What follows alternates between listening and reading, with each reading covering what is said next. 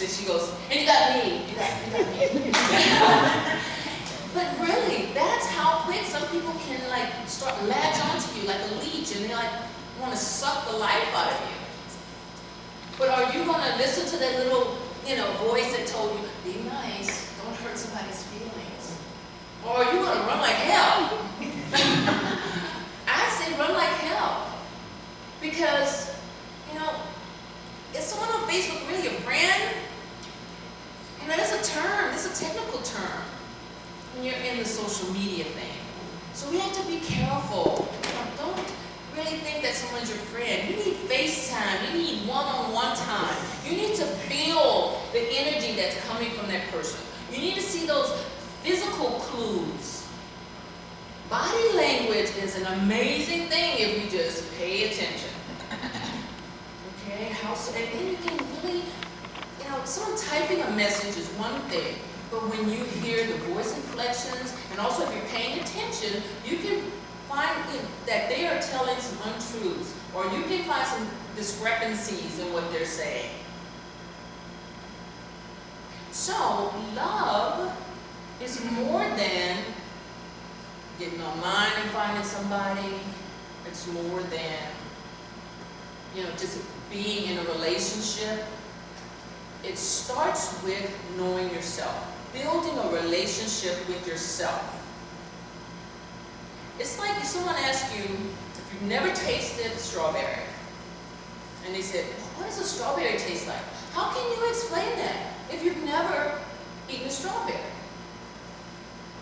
So if you don't love yourself, appreciate yourself, nurture and care for yourself, how can you explain that, express that to someone else? We can be so hard on ourselves. The length of your hair, the size of your boobs, the size of your butt. Really? Is that you, or is that just, it's just a superficial something that someone can use to make you feel bad? We need to know who we are and what we're all about. When you know who you are and you nurture and care for yourself, and you treat yourself, I think it's a scripture, if I'm not a scriptorian, but it says treat your neighbor as you would treat yourself, or love your neighbor as you would love yourself. So who's first? Self. Is that selfish? If that's being taught from a religious standpoint, then you should love and appreciate yourself first. It's like, put your mask on first. If you pass out in the cab, how can you help someone else? You have to love and care and nurture yourself. And women, we're nurturers. And in matriarchal societies, we seek balance, we seek peace. And we embrace, we bring together. So the fact that it's at our core, again, love, nurturing, peace, that's at our core. So when we love ourselves, there's that balance. And then we can stand, every time they tell us, from deodorants to, your teeth are not white enough, no offense, I'm just saying. You got too much hair on your body, so it's all of this stuff. If we really looked at what society tells us, we would have an agenda. We would have no time for anything else. Because we're tweezing and lasering and injecting and exercising and we're doing all this stuff because society says you're not worth it if you're not. But if you know yourself and you're confident in yourself, then no one's going to shake you. No one's going to shake your confidence, your belief in you, and the love that's at your core.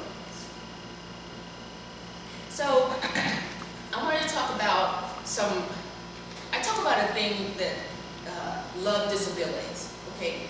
When we're disabled in love, then we have all of these things that are crippling us, our ability to expand our capacity to love and be loved.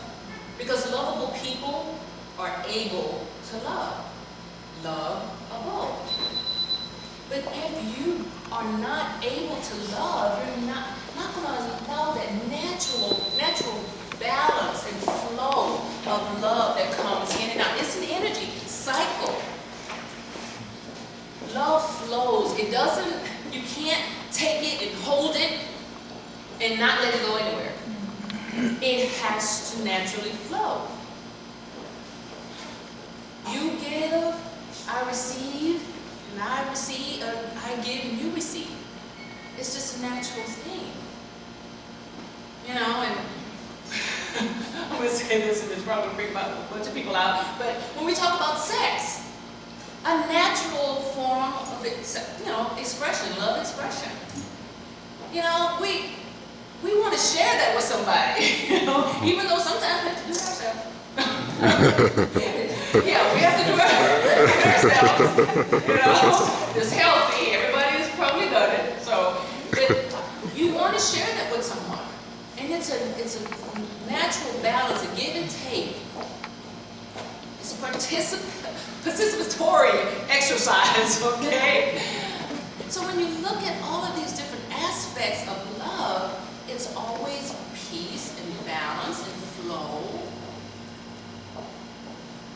So love is within. We have to start there. And then once that is expanded, then we can love our families more, because now we feel more confident. There's less fears and concerns.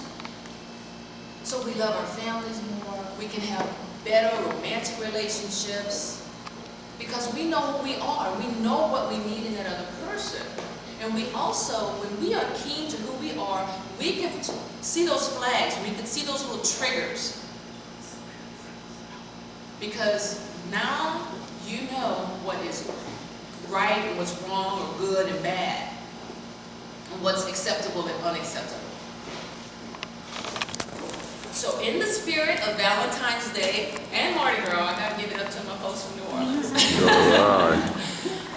I would say Valentine's Day is really a time to embrace the core essence of love. It's not just a romantic thing. It's a time to stop and really think about how much love you're receiving and giving. And if that's out of balance, just kind of balance it out a little bit. So I encourage you to take some time to love yourselves and love the others around you, and just try to keep the idea that love starts first here within. So thank you so much.